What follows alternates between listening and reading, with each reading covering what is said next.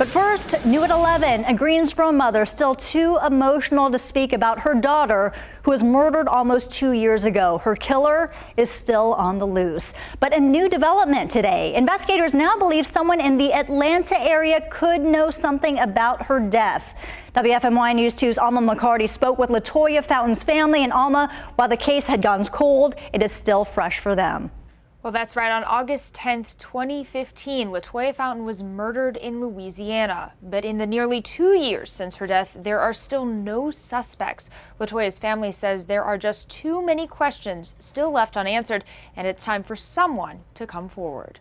33-year-old LaToya Fountain is remembered as a mother of two and a niece with a lively soul. Cheerful stallion, I would call her. My beautiful stallion, you know, just coming in and wrapping her arms around you, full of life. And this family is determined to find answers about her unsolved murder that happened hundreds of miles away. LaToya was murdered near New Orleans less than a year after she moved there from Greensboro. Makes me think, did I leave her without knowing that she was going to be saved?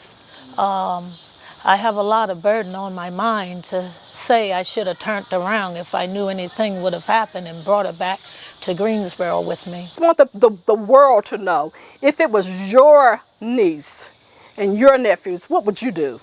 How would you go about handling this case? Yes, I know I'm talking, I sound upset and mad.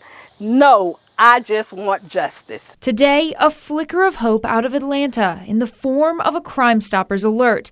Investigators believe someone there has information on her murder. I want answers, and I'm not giving up until I find them. Family gathered on the porch, remembering the mother gone too soon.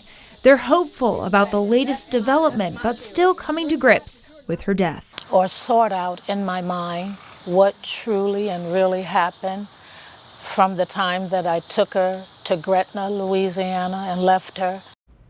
A $5,000 reward is being offered for information that leads to an arrest.